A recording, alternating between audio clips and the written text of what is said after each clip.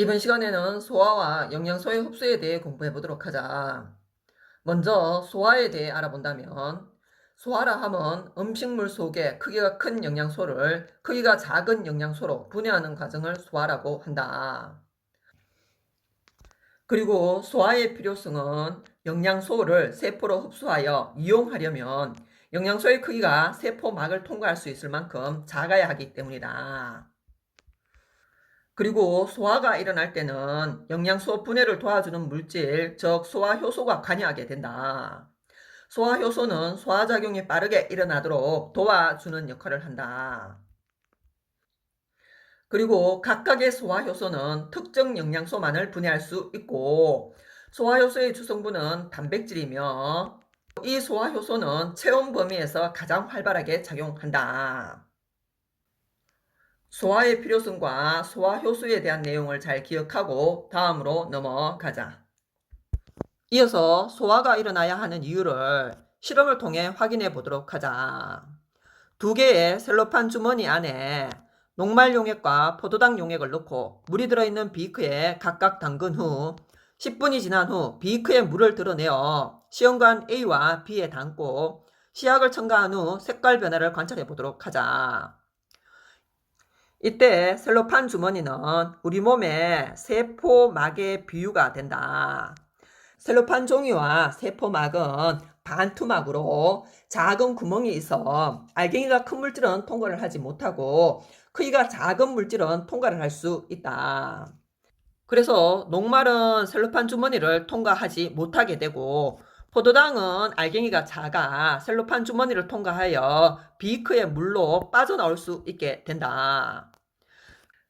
그래서 A, B크의 물을 드러낸 시험관에는 녹말이 들어있지 않게 되고 아요딘, 아요딘화 칼륨 용액을 떨어뜨려도 색깔 변화가 나타나지 않는다.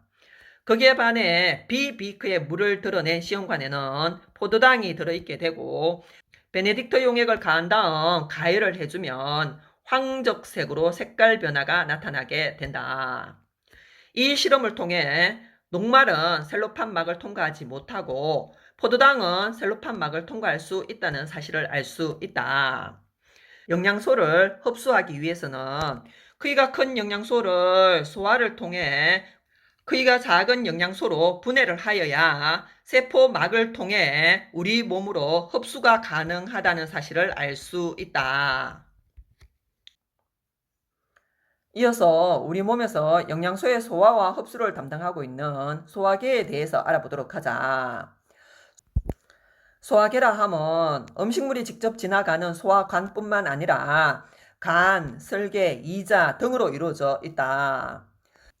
그림을 통해 한 번 더 살펴본다면 음식물이 직접 지나가는 소화관에는 입 그리고 식도를 지난 음식물은 위에 도달하게 되고 위를 거쳐 소장, 대장을 거치게 되고 그러면 남은 찌꺼기는 항문을 통해 몸 밖으로 버려지게 된다. 그리고 소화계에는 소화관과 더불어 간과 간 옆에 붙어 있는 설계 그리고 위아래쪽에 있는 이자를 포함하여 모두 소화계라고 한다. 그러면 먼저 입에서의 소화부터 알아본다면 입에서는 음식물을 위로 잘게 부수고 침과 잘 섞어주는 씹는 작용이 일어나게 되고 그리고 특히 침 속에는 소화효소인 아밀레이스가 들어있다. 침 속의 아밀레이스는 녹말을 엿당으로 분해하는 일을 하게 된다. 그래서 밥을 오래 씹으면 단맛이 나게 되는데 그 이유를 적어본다면 녹말의 경우는 단맛이 없는 반면 엿당은 단맛을 갖고 있다. 그래서 밥을 오래 씹으면 침 속의 아밀레이스가 녹말을 단맛이 나는 엿당으로 분해하기 때문에 우리는 단맛을 느낄 수 있게 된다. 소화관의 순서와 입에서의 소화를 잘 기억하고 다음으로 넘어가자. 입에서 내려온 음식물은 식도를 지나 위에 도달하게 된다. 그래서 위에서의 소화를 알아본다면 위의 벽에는 위샘이 있고 위샘에서는 위액이라는 소화액을 분비하게 된다. 위액에는 펩신이라는 소화 효소와 염산이 들어있다.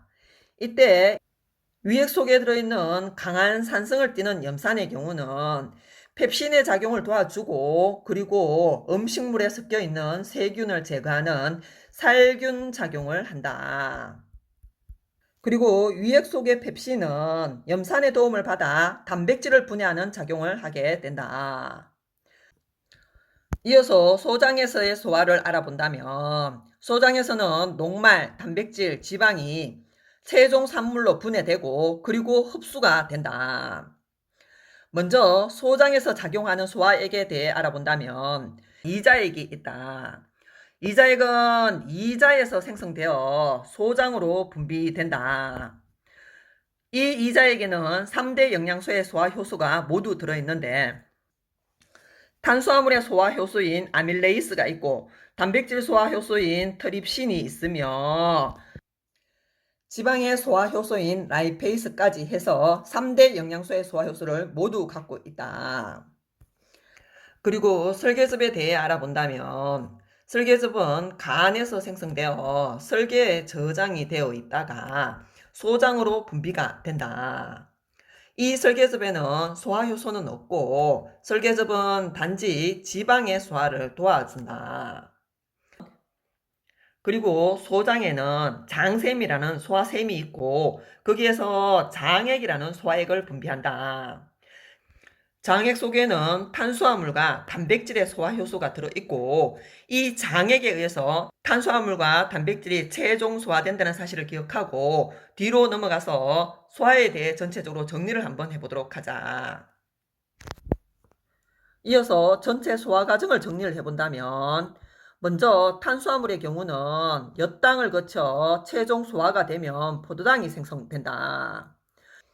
탄수화물의 소화는 입에서 최초로 일어나게 되고 입의 침 속의 아밀레이스가 녹말을 엿당으로 분해하고, 그리고 소장에서 이자액에 들어있는 아밀레이스 역시 녹말을 엿당으로 분해해주면 소장에서 분비되는 탄수화물 소화 효소에 의해 엿당이 최종 분해되어 포도당을 생성하게 된다.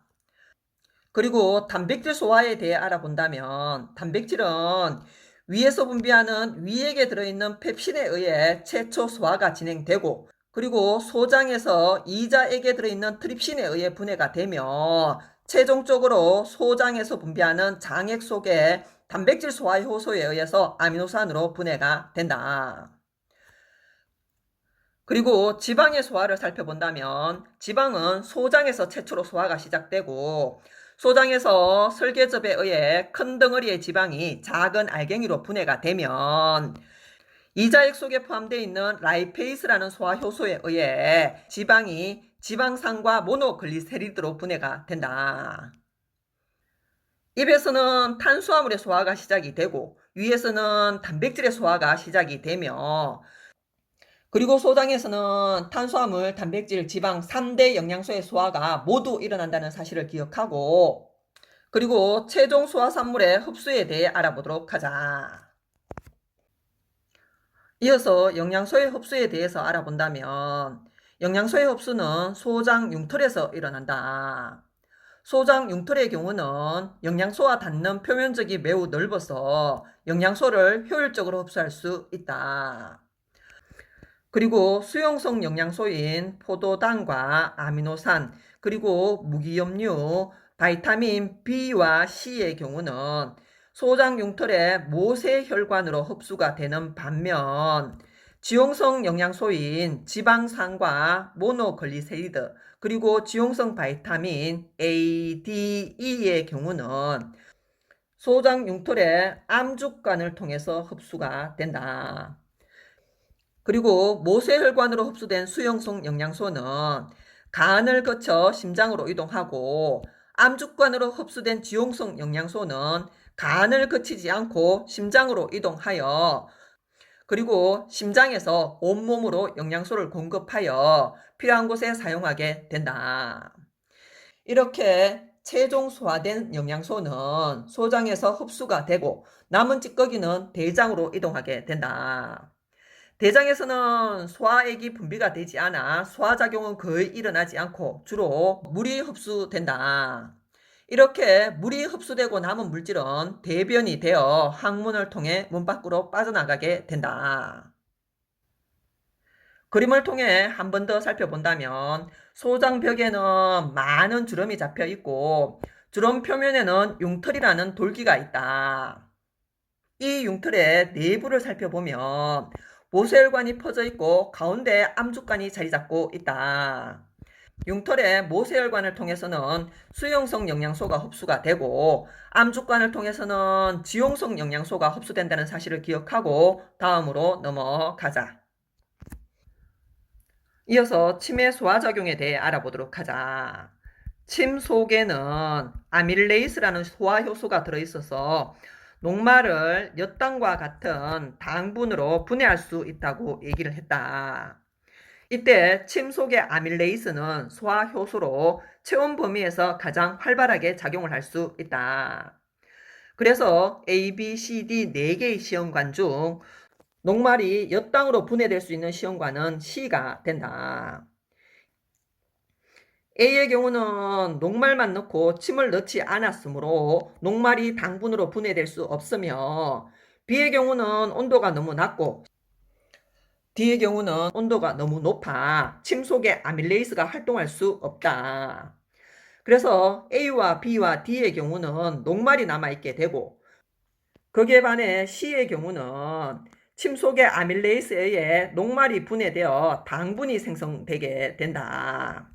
그래서 4개의 시험관 중 아요딘, 아요딘화 칼륨 용액을 떨어뜨렸을 때 청남색으로 변하는 시험관은 A, B, D가 되고 베네딕트 용액을 떨어뜨리고 가열을 하였을 때 황적색으로 색깔 변화가 나타날 수 있는 시험관은 C가 된다. 이 실험을 통해 침에는 녹말을 분해하는 소화효소가 있고 그리고 침 속의 소화효소는 체온 범위에서 가장 활발하게 작용한다는 사실을 알 수 있다. 마지막으로 문제를 통해 한 가지만 확인을 한다면 3대 영양소의 소화가 모두 일어나는 소화기관을 묻는다면 소장이라고 대답을 해야 하고 3대 영양소의 소화효소를 모두 갖고 있는 소화액을 묻는다면 이자액이라고 대답을 해야 한다. 잘 구분해서 대답할 수 있어야 하고 여기까지 해서 소화에 대한 강의를 마무리하기로 하자.